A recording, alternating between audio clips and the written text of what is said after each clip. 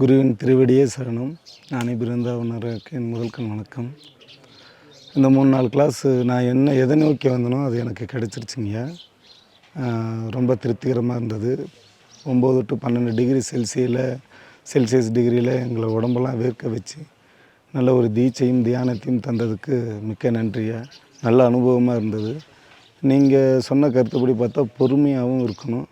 அதுக்குரிய காலகட்டங்கள் வரப்போ உடல் தகுதி எல்லாம் தகுதியும் வரப்போ நீங்களே தரதாக சொன்னீங்க. அது கொஞ்சம் எங்களுக்கு உடல் தகுதியும் மனத்தகுதியும் கொடுத்து எங்களை அடுத்த நிலைமைக்கு கொண்டு போங்கய்யா.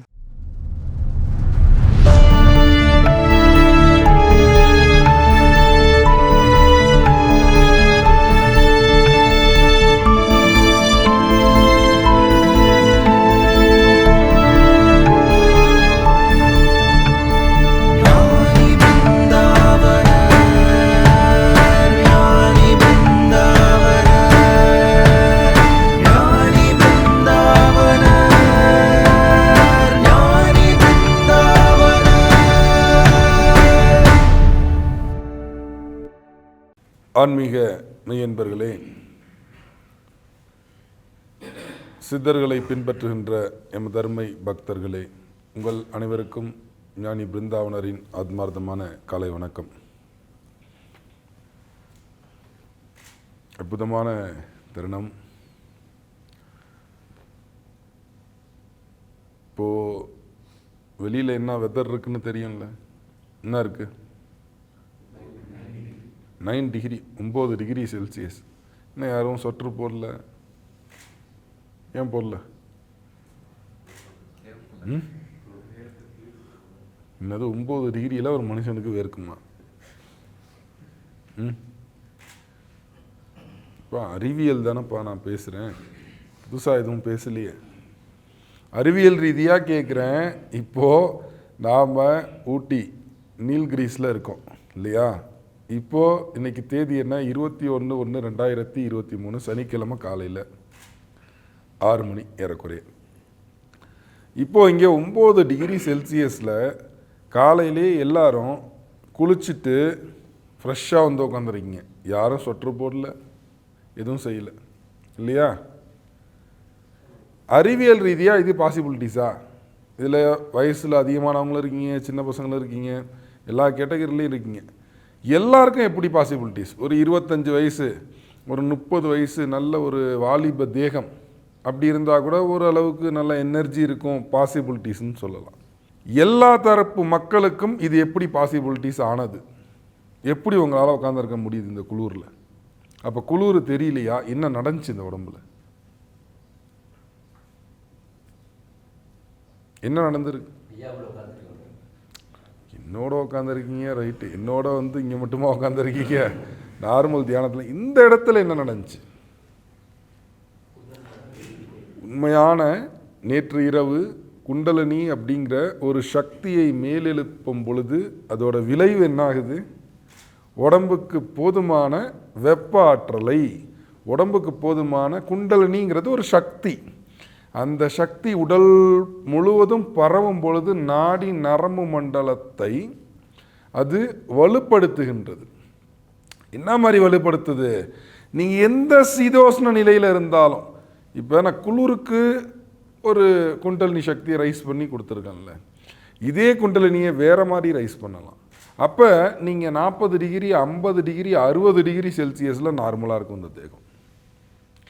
இப்போ உங்களுக்கு கொடுத்துருக்கல, இப்போ 9 டிகிரி இருக்குது, 9 டிகிரி செல்சியஸில் இருக்கீங்க. நீங்கள் இதே வந்து அப்படியே குறைச்சிக்கிட்டே போய் 0லையும் நீங்கள் இருக்கலாம். அப்படி இருக்கிறவங்க தான் இமயமலையில் பல மகான்கள் வெறும் லங்கோடை மட்டும் கட்டிக்கிட்டு, லங்கோடு கூட இல்லாமல் நிர்வாணமாகவே பல மகான்கள் பனி பாறையில் நடந்து போகிறத நம்ம வீடியோ காணொலியாக இப்போ பார்க்க முடியுது. எப்படி அந்த தேகத்திற்கு பாசிபிலிட்டிஸ் வந்தது? எப்படி பாசிபிலிட்டிஸ்? அப்போ குண்டலினி சக்தியை உண்மையாக அந்த மகான்கள் தன்னோட உடம்பு முழுவதும் இருக்கக்கூடிய நரம்பு மண்டலத்தை வியாபிக்க வச்சுட்டாங்க. அப்படி வியாபிக்க வச்சதோட விளைவு என்ன? இந்த எந்த விதமான சீதோஷ்ண நிலை மாறுபாடுகள் இருந்தாலுமே இந்த பாடி அடாப்ட் பண்ணிக்கும், கம்ஃபர்டபுளாக இருக்குங்கிற நிரூபணம் இன்று 41 பேருக்கும் சத்தியமாக நிரூபிக்கப்பட்டு விட்டது.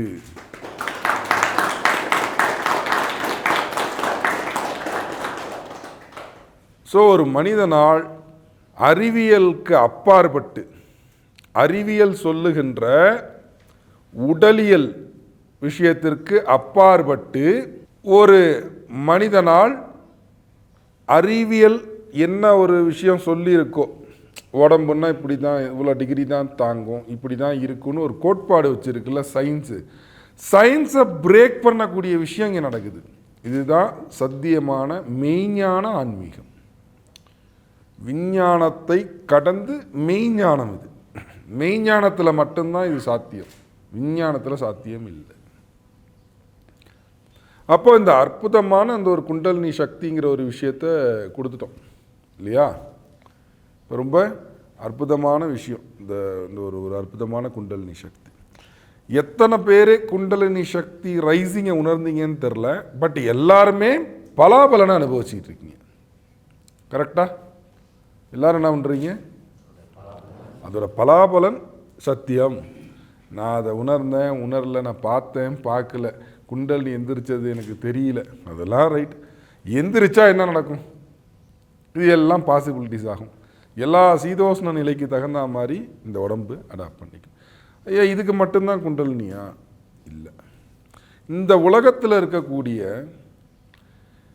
ஆயக்கலைகள் 64 கலைகளாக இருக்கட்டும், இந்த உலகத்தில் இருக்கக்கூடிய மந்திர தந்திர இன்னும் மாயாஜால வித்தைகள் எதுவாக இருக்கட்டும், எந்த விதமான ஒரு சித்தியை நீங்கள் பெற வேண்டும்னாலும் அதற்கு இந்த குண்டலினி முக்கியம். குண்டலினி இல்லைன்னா நீங்கள் எதையும் அடைய முடியாது. ஒரு மந்திரம் சித்தி பண்ணணும். அந்த மந்திரம் சித்தி பண்ணால் என்ன சொல்கிறாங்க? கரெக்டாக ஒரு அபியாசம் பண்ணுங்கள், 1 மண்டலமோ இல்லை 2 மண்டலமோ டெய்லி அதை பயிற்சி பண்ணுங்கள். பயிற்சியில் என்ன சொல்கிறாங்க? மனதை ஒருமுகப்படுத்துங்க. அப்புறம் என்ன சொல்கிறாங்க? நல்லா குளித்து முழுவிட்டு நல்லா உட்காந்து மூச்சு பயிற்சி பண்ணிவிட்டு ஒரு பிராணாயாமத்தை கற்றுக்கிட்டு அதற்கப்புறமா நீங்கள் அபியாசம் பண்ணுங்கன்னு சொல்கிறாங்களா?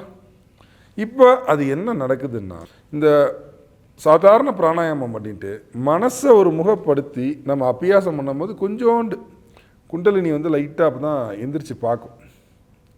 அப்போ அது எந்திரிச்சு பார்க்கும்போது தான் அந்த மந்திரம் சித்தி ஆகும். வெறுமனே மந்திரம் சொல்லிக்கிட்டே இருந்தால், சிவவாக்கியர் திட்டுறாருல, 100 கோடி ஆகமங்கள் 100 கோடி மந்திரங்கள் 100 கோடி நாளமர்ந்து ஓதிடின் என் பயன்ட்டார். அதனால் எந்த பயனும் வராது. ஏன்னா குண்டலினியோட இணையாத ஒரு மந்திரம் வேலை செய்யாது. அப்போ குண்டலினியை நாம் எப்படி வேணாலும் ரைஸ் பண்ணலாம், இப்படி தான் ரைஸ் பண்ணணும் இல்லை. நேற்று நம்ம ஒரு முறையை ஃபாலோ பண்ணணும். ஐயா இப்போ நான் போய் வீட்டில் பண்ணி, நான் நேற்று இங்கே ஒரு பயிற்சி கொடுத்தீங்க, அந்த பயிற்சியை நானே தனிப்பட்ட முறையில் செஞ்சு என்னோடய குண்டலினி ரைஸ் ஆகுமா அப்படின்னு பல பேருக்கு கேள்விகள் இருக்கலாம். அதுக்கு வாய்ப்பு கிடையாது. ஏன் கிடையாது? நான் நேத்தியே அழகாக தெளிவாக சொன்னேன். உங்கள்கிட்ட எல்லார்ட்டையும் விளக்கு எரிகின்றது. அந்த விளக்கு ரொம்ப கம்மியான வாட்ஸில் எரியுது. அந்த திரியை தூண்டணும். தூண்டுறதுக்கு இன்னொரு நபர் வேணும். நானே என்னோடய திரியை தூண்டிப்பேன், நானே செஞ்சுப்பேன், அதெல்லாம் நடக்காது. சிவபெருமானுக்கே, சித்தர் குலத்தின் தலைவரான சிவபெருமானுக்கே அவருடைய பையன் குருவாக அமர்ந்து அப்பனுக்கு பாடம் சொன்ன சுப்பையும் சொல்லிட்டு போயிட்டார்.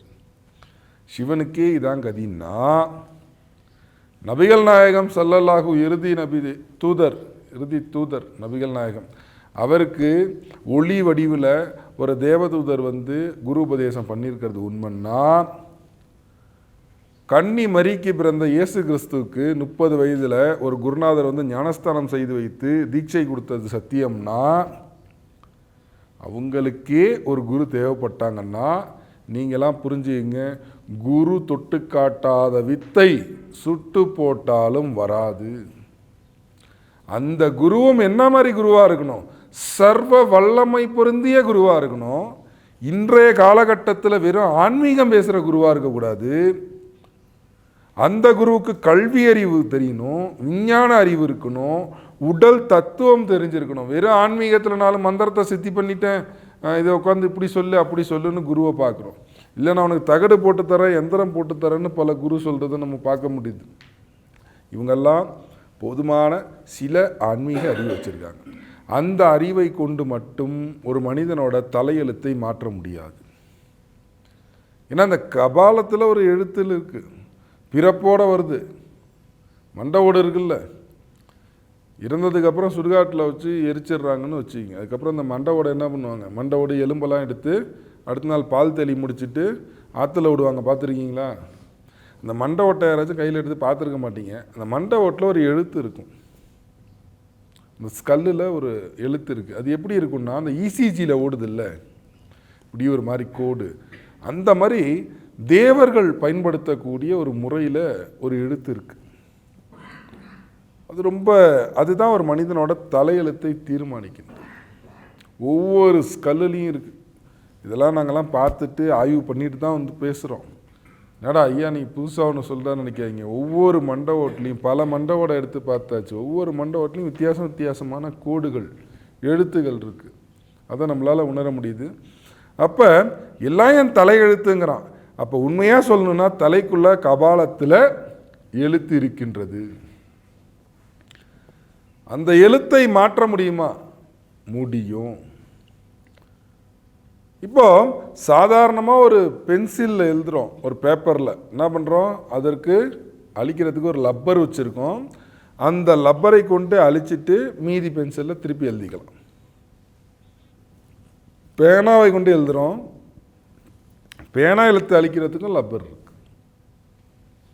அப்போ ஒரு எழுத்து இருக்குது, அந்த எழுத்தை அழிக்கிறதுக்கு உண்டான ஒரு உபகரணம் கருவி இருக்குது, அதை அழிச்சிட்டு திருப்பி எழுதலாம். அப்படி ஒரு பென்சிலும் ஒரு லப்பரும் யாருக்கிட்ட இருக்குன்னா ஒரு குருநாதரோட கையில் இருக்குது. எந்த மாதிரி குருநாதரான கையில் இருக்குது? சர்வ மகத்துவம் பொருந்தியவராக இருக்கணும். அவருக்கு இத்தனை விஷயமும் சித்தியாக இருக்கணும், தெரிஞ்சு வச்சிருக்கக்கூடாது. கேள்வி ஞானத்தில் தெரிஞ்சு வச்சவங்க குரு இல்லை, நிரூபிக்கணும். எப்படி நிரூபிக்கணும்? ஒரு சாராருக்கு மட்டும் இல்லை, அவர் என்ன வயசு வேணாலும் இருக்கலாம். அவருக்கு 60 வயசு இருக்கலாம், 70 வயசு இருக்கலாம், அது பிரச்சனை இல்லை. இங்கே 20 வயசு இருக்கலாம், 15 வயசு இருக்கலாம், அது பிரச்சனை இல்லை. அதையெல்லாம் கடந்து ஒரு விஷயத்தை கொடுத்தோன்னா ஒன்றும் இல்லைங்கய்யா. இப்போது மழை பெய்யுது, போய் நின்னா 10 வயசு பையன் நின்னாலும் அதே அளவு தான் நனைவான், 60 வயசு தாத்தா நின்னாலும் அதே அளவு தான் நனைவார், 40 வயசுக்காரவங்க நின்னாலும் அப்படி தான் நினைவாங்க. பெய்கின்ற மழையும் வீசுகின்ற காற்றும் எரிகின்ற அக்னிக்கும் எப்படி பேதம் இல்லையோ, அது 20 வயசானாலும் ஒரே பவர் தான் கொடுக்க போகுது, 40 வயசுக்காரங்க போய் நின்னாலும் ஒரே பவர் தான் கொடுக்க போகுது.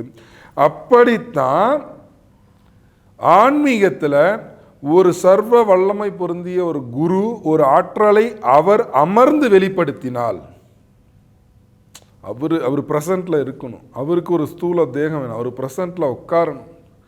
அவர் உட்கார்ந்து அவர் வெளிப்படுத்தினார்னா யாரெல்லாம் இருக்கின்றார்களோ அவர்கள் அனைவருக்கும் சித்தி அடையும். அவர்கள் அனைவரும் ஒரே விதமான பல அனுபவங்களை அனுபவிப்பார்கள்.